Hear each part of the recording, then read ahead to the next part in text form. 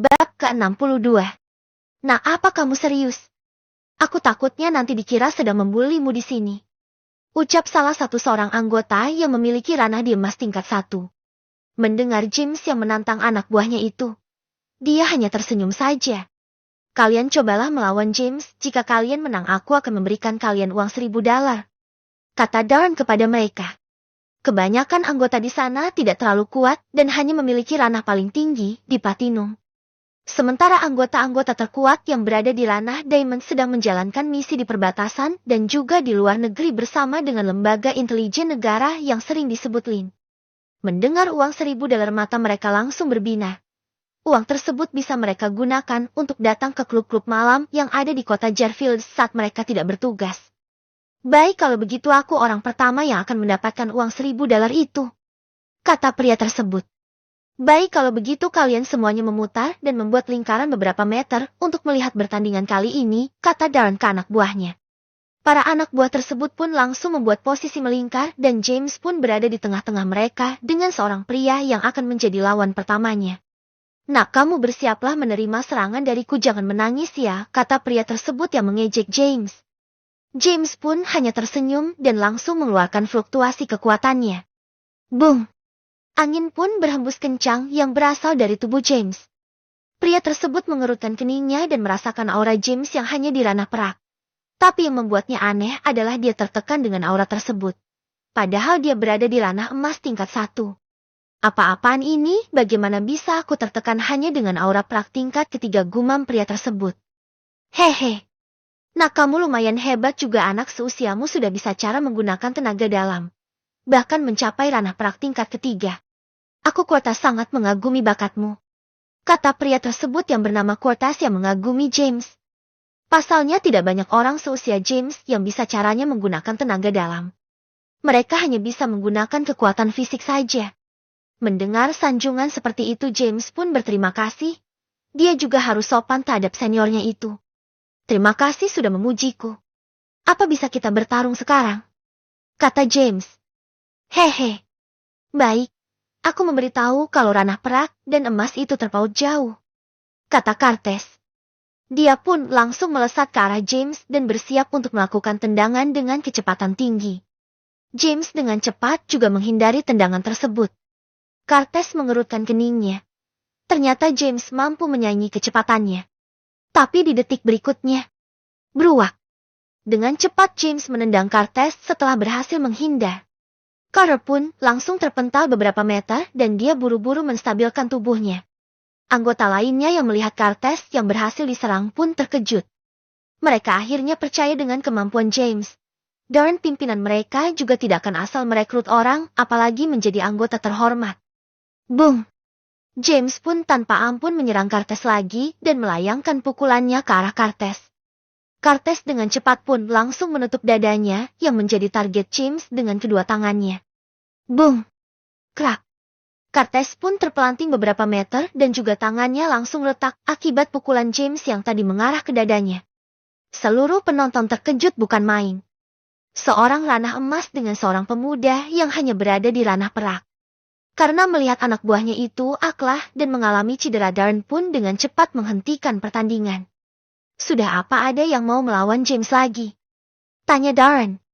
Lalu ia pun berjalan ke arah Cortas yang mengalami retak di tulang tangannya.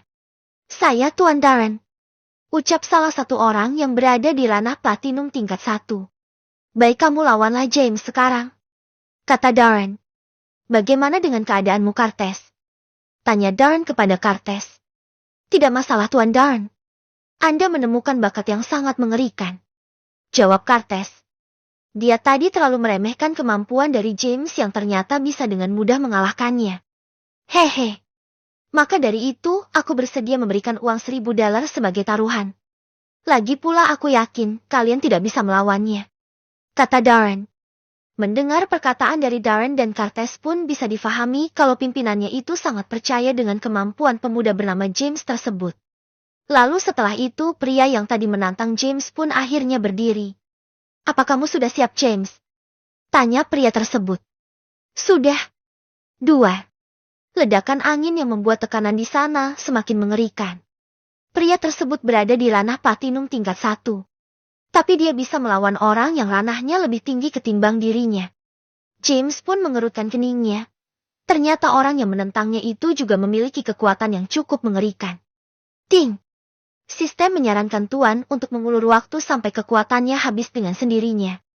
Dengan kemampuan fisik Tuan yang memiliki tubuh tiran, membuat Tuan memiliki kekuatan fisik yang lebih kuat. Mendengar saran dari sistem, James pun menganggukkan kepalanya. Pria tersebut pun langsung melayang pukulan dan tendangan, tapi James hanya menangkisnya saja. Jika James menyerangnya sekarang, dia masih memiliki kekuatan untuk melakukan serangan balik. Bruk! 2. Wush! Angin berhembus kencang karena serangan yang dilakukan oleh pria tersebut ke arah James. James pun dengan santai menangkisnya dan juga menghindarinya. Pria tersebut belum sadar kalau James hanya menguras tenaganya saja. Dia hanya mengira kalau James tidak memiliki kesempatan untuk menyerangnya. Hampir 10 menitan pria tersebut melakukan serangan terhadap James. Darren aslinya sudah paham dengan rencana James. Pemuda teh sangatlah cerdas dengan menggunakan otaknya. James mengulur waktu sampai lawannya itu kehabisan tenaga dan baru pada saat itu James akan melakukan serangan. Darren merasa malu melihat anak buahnya itu terlalu menyepelekan James. Sepertinya aku harus lebih banyak mengajari kalian. Gumam Darren. Ada apa Tuan Darren? Tanya salah satu anak buahnya yang duduk di samping Darren sedari tadi dan memperhatikan pertarungan kedua orang tersebut.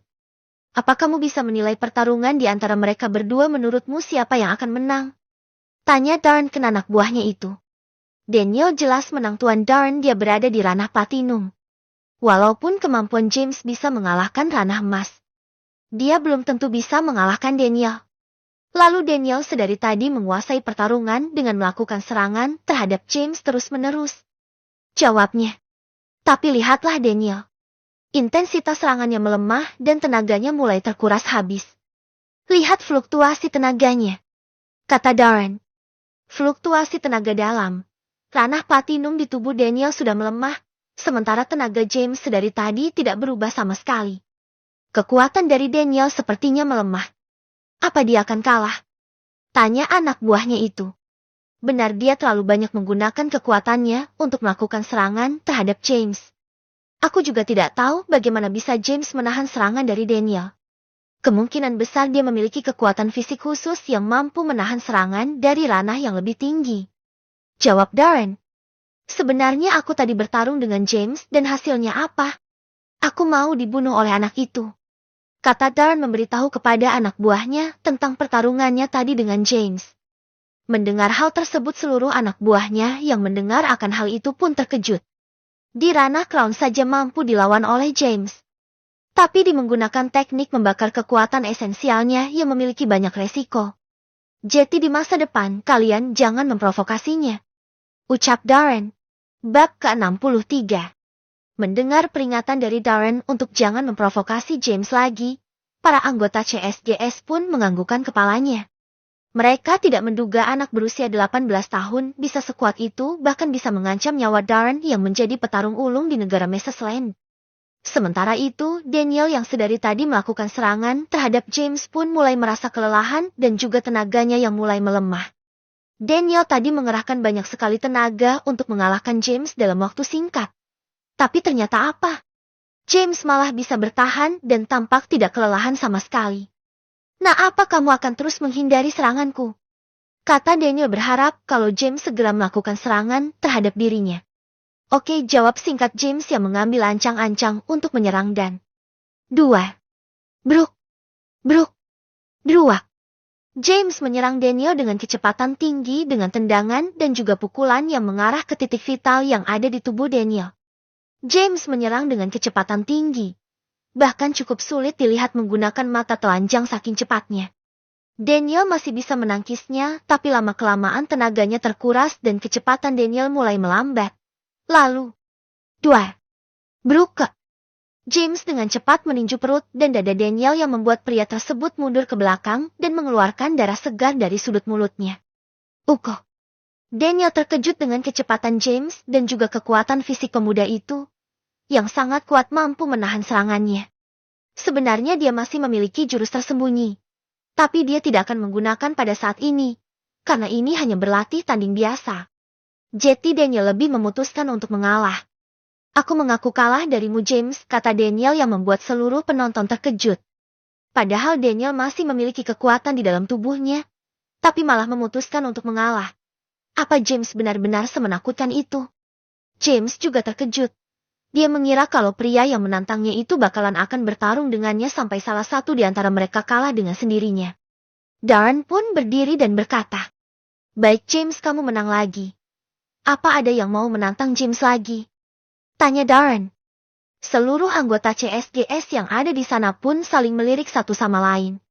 Orang terkuat saja tidak mampu mengalahkan James dan mengakui kekalahannya, apalagi mereka yang hanya di ranah perak dan emas.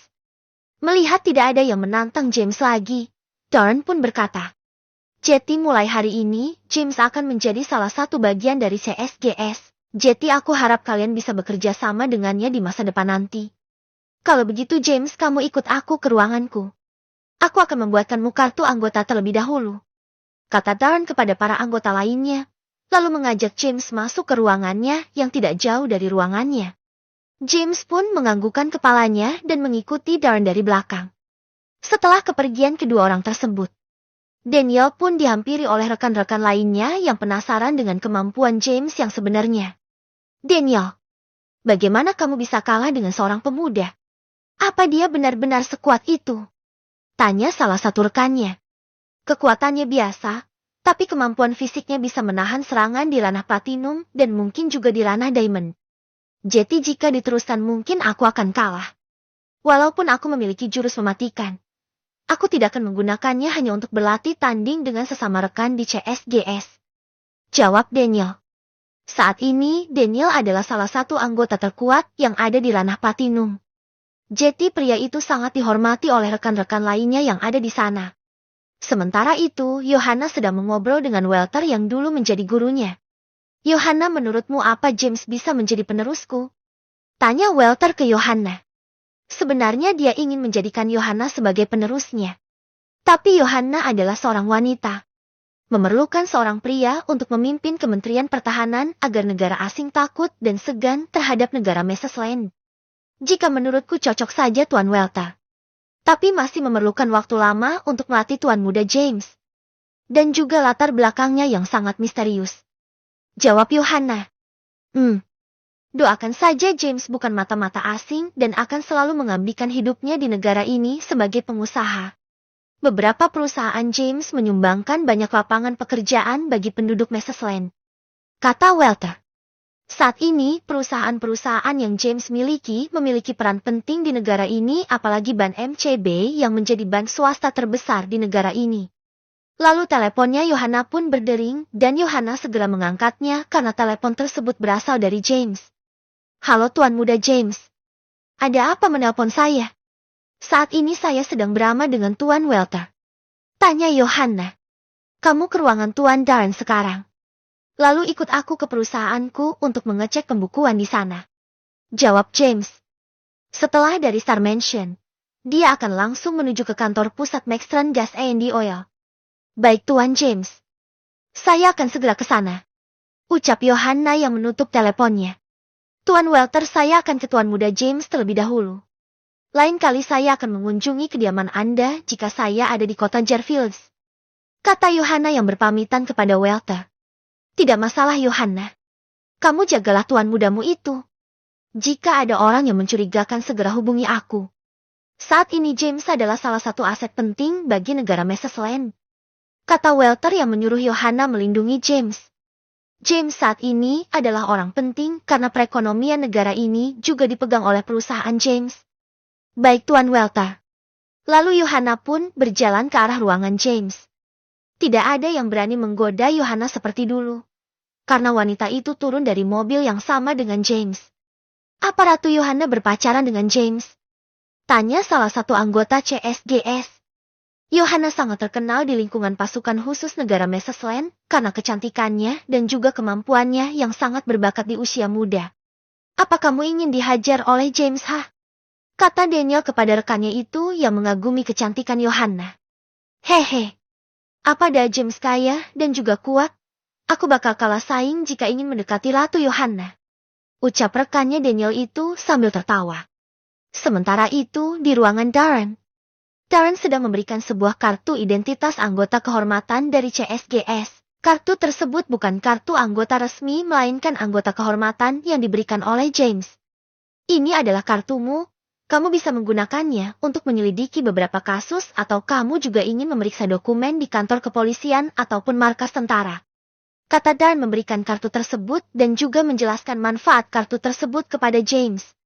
Anggota CSGS bisa masuk ke seluruh instansi pemerintah negara Mesesland untuk menyelidiki beberapa hal yang menyangkut tentang pertahanan negara. James pun menerimanya, lalu bertanya, apa kartu ini bisa langsung jalan saat ada operasi dari pihak kepolisian? Tanya James. Dia sering lupa membawa surat kepemilikan mobilnya. Mendengar hal tersebut Darren pun hanya bisa menggelengkan kepalanya. Orang-orang merebut kartu tersebut agar mendapatkan banyak manfaat dari negara. Tapi sama James hanya dibuat pada saat ada operasi lalu lintas. Ya mungkin bisa. Apa kamu tidak memiliki SIM? Tanya Darren. Aku sudah punya SIM Tuan Darren. Tapi aku kadang lupa membawa surat-surat mobil hehe. Jawab James sambil tersenyum. Lalu Johanna pun memasuki ruangan tersebut. Oh. Iya James, jika kamu dan anak buahmu membutuhkan senjata, tinggal bilang ke aku saja. Nanti aku akan mengirimkan senjata ke rumahmu. Kata Darren. Tadi dia sempat mengobrol sebentar dengan James. James berencana membuat pasukan penjaga untuk menjaga perusahaan-perusahaan dari sabotase negara asing yang ingin melemahkan kekuatan perekonomian negara Mesesland. Jadi James pun meminta izin membuat pasukan bersenjata sendiri yang ia pimpin. Darren yang mendengar hal tersebut pun menyetujuinya. Bahkan dia berterima kasih banyak kepada James. Dengan begitu beban CSGS dan Lembaga Intelijen Negara atau LIN berkurang dengan adanya pasukan militer swasta pimpinan James. Bab ke-60